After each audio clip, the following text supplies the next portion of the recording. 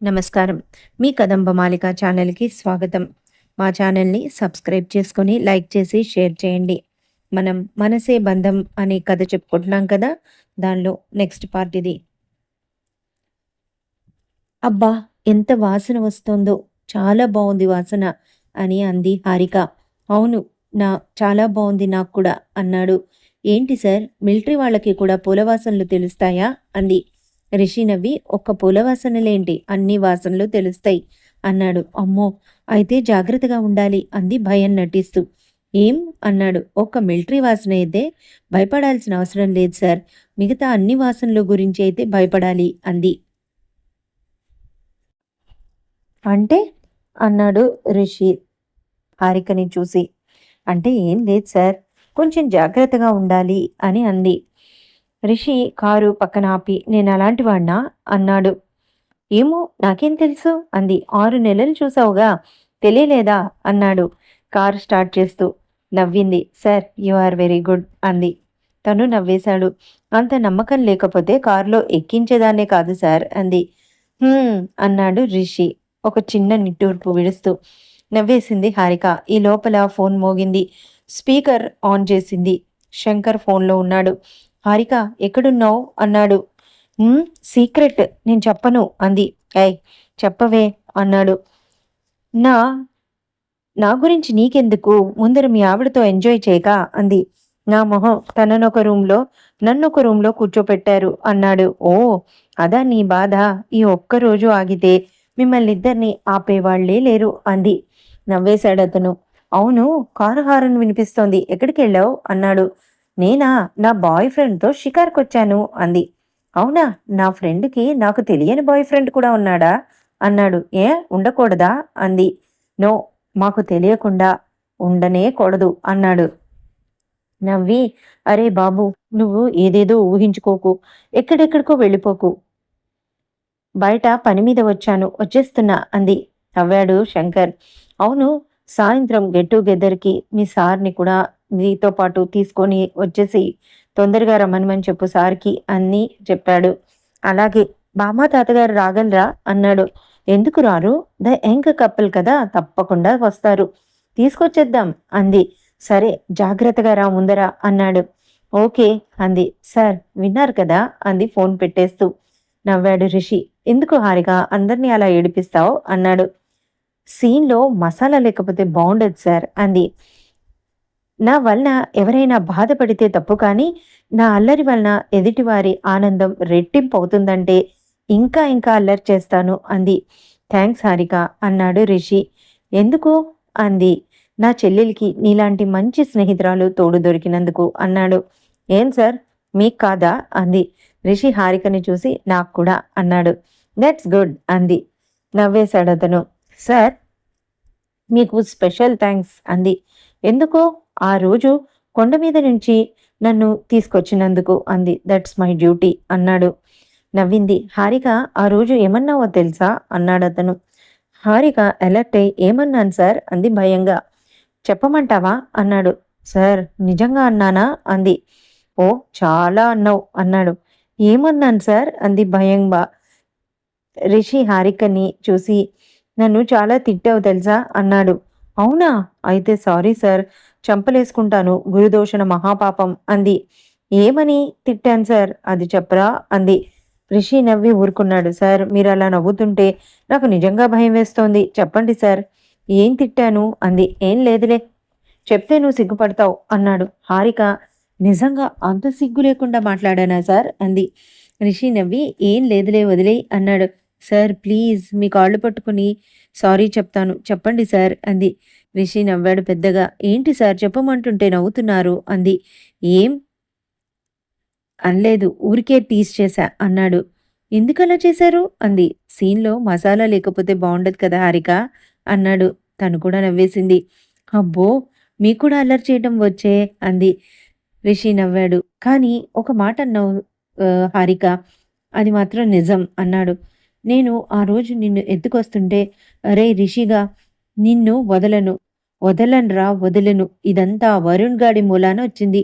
ఒక్క 2 మార్కుల కోసం నన్ను మళ్ళీ కొండెక్కిస్తావా అని అన్నావు. నిజమా సార్ ఇది?" అంది. నిజంగా నిజం అన్నాడు చెవులు పట్టుకొని. సారీ సార్, నన్ను క్షమించండి అంది. ఆ రోజే క్షమించేశాను, అందుకే మార్క్స్ వేశాను అన్నాడు. సార్, నేను రౌండ్ పూర్తి చేయలేదు కదా, మరి మార్క్స్ ఎలా వేశారు అంది. నువ్వు రౌండ్ పూర్తి చేయకపోయినా రోషన్తో ప్రయత్నం చేశావు గదా, ఆ ప్రయత్నానికి ముచ్చటపడి వేసేశాను అన్నాడు. థ్యాంక్స్ సార్ అని నవ్వింది. నేను కిందకొచ్చాక వీళ్ళు రౌండ్ పూర్తి చేశావా అని అడిగితే చేశానని చెప్పాను సార్, వాళ్ళు ఏడిపిస్తారని అలా చెప్పేశాను అంది. నాకు తెలుసు అన్నాడు. సార్, మీకో విషయం చెప్పనా అంది. చెప్పు అన్నాడు. ఏమీ లేకపోతేనే వాళ్ళు రకరకాలుగా నన్ను టీస్ చేస్తారు. మీరు నన్ను ఎత్తుకుని తీసుకొచ్చారని తెలిస్తే వాళ్ళు నన్ను బంతిలా ఆడుకుంటారు. ఎప్పుడు చెప్పకండి సార్ పొరపాటున కూడా అంది. రిషి నవ్వి, అయితే నీ పిలక నా చేతిలో ఉందన్నమాట అన్నాడు. నవ్వేసింది హారిక. ఇల్లొచ్చేసింది. ఇద్దరు దిగబోతుంటే హారిక అని పిలిచాడు. ఏంటా అని చూసింది. థ్యాంక్స్ అన్నాడు. ఎందుకు సార్ అంది. నాతో ఇంత అల్లరి చేసి నాకు కూడా అల్లరి నేర్పించినందుకు అన్నాడు. నవ్వేసింది. ఇంకొక చిన్న రిక్వెస్ట్ అన్నాడు. చెప్పండి సార్ అంది. నాకు కప్పు కాఫీ ఇస్తావా అన్నాడు. దానికేం భాగ్యం సార్ అంది. క్యాటరింగ్ వాళ్ళ కాఫీ కాదు, నువ్వు చేసే స్ట్రాంగ్ కాఫీ, ఫిల్టర్ కాఫీ అన్నాడు. ఓ తప్పకుండా సార్, రండి అంది. ఇద్దరు వచ్చారు. అందరూ గెట్ టుగెదర్కి రెడీ అవుతున్నారు. రిషి హారిక లోపలికి వచ్చారు. వరుణ్ గిఫ్ట్ ప్యాక్ చేస్తున్నాడు. ఇదిగో అయిపోయింది, క్లోజ్ చేసేస్తున్నా, చూడు ఒకసారి అన్నాడు. ఇదిగో బొమ్మలు, లోపల పెట్టడమే అన్నాడు. ఏంటిది అన్నాడు రిషి. శంకర్ లలితకి గిఫ్ట్ సార్, మా అందరి తరఫున సరదాగా అన్నాడు వరుణ్. ఇదిగో అని 2 బొమ్మలు చేతిలో పెట్టింది. చాలా బాగున్నాయి అన్నాడు. అవునా అని ఆ బొమ్మల పొట్ట మీద నొక్కింది. అవి ఉవ్వా ఉవ్వా అని ఏడుస్తున్నాయి. అదేంటి అలా నుంచుండిపోయారేంటి సార్, మీ మేనల్లుడు మేనకోడలు ఏడుస్తున్నారు, అలా చూస్తూ నిల్చుంటారేంటి, ఓదార్చండి అంది. లేదా మా చేత మార్చ్ పాస్ట్ చేయించారు కదా, అలా చేయించండి అంది. వరుణ్ నవ్వాడు. ఒరేయ్, మీ మావకి మిమ్మల్ని ఓదార్చటం రావడం లేదురా, రండి మేమే ఓదారుస్తాం అని వాటిని చేతిలోకి తీసుకొని స్విచ్ ఆఫ్ చేసేసింది. రిషి నవ్వాడు. చాలా బాగున్నాయి ఈ బొమ్మలు అన్నాడు. వరుణ్ ప్యాక్ చేసి రెడీగా ఉంచాడు. తాతగారు బామ్మగారు కూడా రెడీ అవుతున్నారు. వరుణ్, కాఫీ తాగుతావా అంది. వద్దు హ్యారీ, ఇప్పుడే తాగాను అన్నాడు. బామ్మ వాళ్ళు తాగారా అంది. ఇప్పటికి డబుల్ కోటా అయిపోయింది అన్నాడు. హారిక నవ్వి పూలు ఫ్రిడ్జ్లో పెట్టింది. కాఫీ చేసింది. చేస్తూ అనుకుంది, పోనీలే, ఈ గురుడికి నా కాఫీ అన్నా నచ్చింది, కాఫీ ఇవ్వమని అడిగారు అని అనుకుంది మనసులో. కాఫీ కప్స్లో పోసి తను ఒక కప్పు తీసుకొని రిషికి కూడా ఒక కప్పు తీసుకొచ్చింది. డోర్ మీద నాక్ చేసి లోపలికొచ్చింది. ఏసీ హాయిగా తగిలింది హారిక మొహానికి. రిషిని చూసి, ఏం బుజ్జిబాబు, బామ్మ దగ్గర గారాలు పోతున్నారా అని అతనికి కాఫీ కప్ ఇచ్చింది. రిషి ఆ కప్పు అందుకుని కూర్చున్నాడు. బామ్మ, కాఫీ తాగారా మీరు తాత అంది. తాగామమ్మా, మీ ఫ్రెండ్ వరుణ్ 2 సార్లు తెచ్చిచ్చాడు అంది. తను కూడా మంచం అంచున కూర్చుంది. తాతగారు అడిగారు, తాత, నువ్వు రెడీయేనా అని అడిగింది తాతగారిని చూస్తూ. రెడీనే మనవరాలా, ఇంతకీ నువ్వెక్కడికి వెళ్ళావు అన్నారాయన. నేనా, నీ మునిమనవుడి కోసం రెడీ చేసి వస్తున్నా అంది. ఏంటి అన్నారు. రిషికి కరువైనట్టయింది. రిషిని నవ్వుతూ చూసి, హోటల్ బుక్ చేయడానికి వెళ్ళా బామ్మ అంది. హోటలా, దేనికే అంది బామ్మ. ఆ, నీ వంశాభివృద్ధి కోసం అంది. ఓ అన్నారు వాళ్ళు అర్థమైనట్లు. అవునమ్మాయి, ఈ 2 టీషర్ట్స్లో ఏది బాగుందో చెప్పు అన్నారు తాతగారు. 2 చేతుల్లో చెరొకటి టీషర్ట్లు పట్టుకుంటూ. ఒకటి మెరూన్ది, ఒకటి గ్రీన్ది. తాత, నువ్వు బ్లూ ప్యాంట్ వేసుకున్నావు కాబట్టి మెరూన్ టీషర్ట్ బాగుంది, ఇదేసుకో తాత, హీరోలో ఉంటావు అంది. ఆయన నవ్వి, నువ్వు మా జీవితాలకి ఇంకొంచెం ముందర వస్తే బాగుండేదమ్మా అన్నారు. దేనికి తాత అంది. ఇంత సరదాని ఇంకొంచెం అనుభవించేవాళ్ళం కదా అన్నారు. ఇప్పుడు మటుకు ఏం, నీకేం కావాలో చెప్పు, కలిసి అల్లరి చేసి అన్నీ అనుభవిద్దాం అంది. ఆయన హారిక తల మీద చేవేసి, God bless you my child అన్నారు. ఆయన టీషర్ట్ వేసుకొని, ఎలా ఉన్నాను అన్నారు. హారిక తల మీద చేయి వేసి, God bless you my child అన్నారు. ఆయన టీషర్ట్ వేసుకొని, ఎలా ఉన్నావు, ఎలా ఉన్నాను నేను అని అన్నారు. అచ్చు హీరోలో ఉన్నావు తాత అంది. బామ్మ నవ్వుతూ, దీన్నే అంటారు ముసలాడికి దసరా పండగ అని అంది. ముసలాళ్ళు దసరా పండుగ జరుపుకోకూడదా అన్నారాయన. బామ్మ మాటలకేం కానీ నీ మనవరాలి రూమ్ పక్కన నీకు కూడా బుక్ చేయమంటావా ఇంకో రూము? బామ్మని తీసుకొని హనీమూన్‌కి వెళ్తావా మళ్ళీ అనంది. మీ బామ్మ ఓకే అంటే నేను ఓకేనే అమ్మా అన్నారు. రిషి, బామ్మ ఆశ్చర్యపోయి చూస్తున్నారు. హారిక పడి పడి నవ్వింది. బామ్మ ఛీ! వయసొచ్చిన పిల్లల్ని ఎదురుంగా పెట్టుకొని సిగ్గులేదు ఏంటా మాటలు అంది ఆయన్ని చూసి. హారిక నవ్వుతూ పోనీలే బామ్మ తాత అంత సరదా పడుతున్నాడు కదా అంది. చాలేవే నీ అల్లరి, నేను రెడీ అయి వస్తాను అంది ఆవిడ సిగ్గుపడుతూ బాత్రూంలోకి వెళ్ళిపోయింది. హారిక కప్పులు తీసుకొని వెళ్ళబోతుంటే రిషి హారిక చెవు పట్టుకొని ఏయ్ నువ్వు ముసలాళ్ళని కూడా వదలవా అన్నాడు. హారిక నవ్వి నా చెవి వదిలి మీ చెవు ఇటివ్వండి సార్ చెప్తాను అంది. ఏంటి అన్నాడు. ఇవ్వమంటుంటే అంది. హారిక చెవి వదిలి తన చెవు ఆమె దగ్గరికి పెట్టాడు. మన మనకన్నా వాళ్ళకి ఎక్స్పీరియన్స్ ఎక్కువ సార్ అంది. చీ చీ అన్నాడు. హారిక నవ్వి సృష్టి కార్యాన్ని చీ అనకూడదు సార్ అంది. ఏయ్ నిన్ను అని పట్టుకుందామని చేయి చాపాడు కానీ పారిపోయి బయటకు వచ్చేసింది. హారిక వెళ్ళిపోయాక రిషి ఆ అమ్మాయి బాగుంది కదా అన్నారు తాతగారు. అవును తాత అన్నాడు యథాలాపంగా. మాట్లాడమంటావా అన్నారు. తాత అని సీరియస్గా బయటికి వెళ్ళబోయాడు తను కూడా. ఈ లోపల వచ్చి రిషి చేయి పట్టుకుంది. కన్నా జరిగిపోయిన వాటిని దృష్టిలో ఉంచుకుని జరిగే కాలాన్ని వదులుకోకూడదు. కాళ్ళ ముందర ఉన్న వజ్రాన్ని కూడా రాయి అని అనుకోకూడదు అంది. రిషి మాట్లాడలేదు. సరే రెడీ అవ్వు, తర్వాత మాట్లాడుకుందాం, ఆలోచించు అన్నారు తాతగారు. అందరూ రెడీ అయినారు. వరుణ్, హారిక ఏదో వెతుకుతున్నారు. ఇద్దరికి అదేం కనిపించట్లేదు. ఇద్దరూ ఒకళ్ళతో ఒకళ్ళు మాట్లాడుకుంటున్నారు. లేదురా అది శంకర్ దగ్గర ఉదయగాడి దగ్గర ఉంది అంది. లేదు చూద్దాం షెల్ఫ్లో ముందర అన్నాడు. ఒరేయ్ అది ఆ బెడ్రూమ్ అంతా వెతికేసింది సోని ఇందాక. నీ బెడ్రూమ్ ఈ బెడ్రూమ్లో ఉందేమో చూద్దాం పద అంది. బామ్మ తాతని దింపి వచ్చాడు వరుణ్ వెళ్ళి. రిషి ఇంకా రెడీ అవ్వలేదు. రిషి మూడు మారింది. వరుణ్ డోర్ మీద నాక్ చేశాడు. ఆ అన్నాడు రిషి వరుణ్ వైపు చూస్తూ. సార్ లోపలికి రావచ్చా అన్నాడు. తప్పకుండా వెల్కమ్ అని అన్నాడు రిషి. రిషి షెల్ఫ్ దగ్గరికి వెళ్ళి ఏదో వెతికాడు. హారిక ఇక్కడ లేదే అన్నాడు. అబ్బా నీకు ఎదురుగా ఉన్నవే కనిపించవు అంటూ వచ్చి తను కూడా వెతికింది. సరేలే నేను చూస్తాను ఈ లోపల, నువ్వు వెళ్ళు ముందర అని అన్నది. సరే అయితే తలుపు జాగ్రత్తగా లాక్ చేసిరా అన్నాడు. అలాగేలే నేను వస్తాను అంది. సార్ మీరు కూడా రెడీ అయి రండి అని వెళ్ళిపోయాడు వరుణ్. వెనక్కి తిరిగి ఇంకా రెడీ అవ్వలేదేంటి సార్ అంది. అవతల అందరూ రెడీ అయిపోయారు సార్ అంది. అవుతాలే హారిక మీరు వెళ్ళండి అన్నాడు రిషి. అదేంటి సార్ అసలు సరదా అంతా ఇప్పుడే ఉంది, రండి నేను కూడా బయలుదేరబోతున్నాను అంది. నేను కాసేపు ఆగి వస్తాను హారిక మీరు వెళ్ళండి అన్నాడు. ఏమైంది సార్ అంది. నా మూడు బాగోలేదు అన్నాడు. అరే మూడు బాగోలేదా, ఏమైంది సార్ అసలు అంది. నా మూడు అంతగా బాగోలేదు హారిక, ప్లీజ్ మీరు వెళ్ళండి అన్నాడు. సార్ మీ మూడు బాగుండకపోవడం ఏంటి, అది కూడా మా ఇంట్లో, మా వలన ఏదైనా పొరపాటు జరిగిందా అంది. చీ అదేం లేదు అన్నాడు. అయితే షేర్ చేసుకోవచ్చు అనుకుంటే చేసుకోండి సార్ అంది. మంచున తను కూడా కూర్చుంటూ. అప్పటికే హారిక రెడీ అయిపోయి ఉంది. మెరూన్ కలర్ గాగ్రా వేసుకుంది. చాలా బాగుంది, అద్భుతంగా ఉంది అమ్మాయి సార్ అంది. అన్నాడు ఉలిక్కిపడి.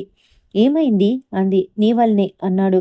అమ్మో నా వలన, నేను మిమ్మల్ని ఎప్పుడూ టీస్ చేయలేదు సార్, ఏమైనా పొరపాటు జరిగిందా అంది.